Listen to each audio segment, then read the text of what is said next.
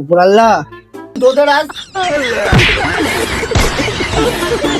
Phone করছি, আজকে তো রেজাল্ট দেবে, রেজাল্টটা যেন ভালো হয়। এই যে 4 বছর তো ফেল করেছিস, এবার যেন আর ফেল করিস না। যদি ফেল করিস তাহলে তোর বিয়ে দিয়ে দেবো, তখন কেন্দ্রে মরে যাবে। ঠিক আছে আব্বা, আমার টাইম হয়ে যাচ্ছে, আমি রেজাল্টটা নিয়ে আনি। হ্যাঁ হ্যাঁ যা। আমার মেয়েটা এই 4 বছর ফেল করলো, উপরাল্লাহ যেন আমার মেয়েটা এবার যেন পাস করে। আমি তোমার বাবা যদি না মানে? সব মেনে, আমার বাবাকে আমি চিনি কেমন মানুষ।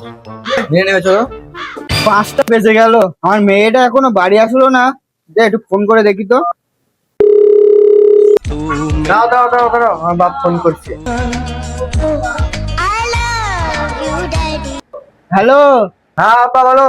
করছি তুই কোথায়? আমার বাড়ির কাছে চলে এসেছি। ও ঠিক আছে, একটু তাড়াতাড়ি আয়, আমি এখনো ভাত খাইনি, তুই আসলি ভাত খাবো। হ্যাঁ যাচ্ছি। আচ্ছা ঠিক আছে, তাহলে আমি রাখলাম।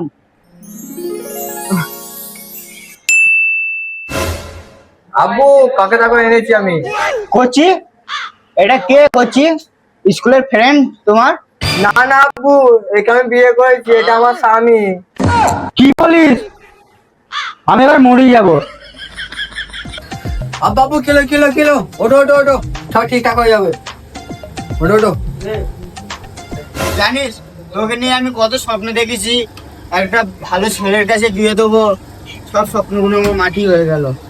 আমি এটা ভাবিনি কোনোদিন। তুই কেন এমনটা করলি তুই? আব্বু, তুমি বলে পরীক্ষায় ফেল করে হলে বিয়ে দিয়ে দেবে, সেই জন্য আমি একবার বিয়ে করে নিয়ে চলে এসেছি।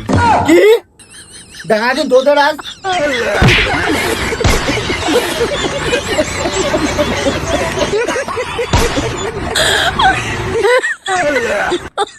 Oh my god.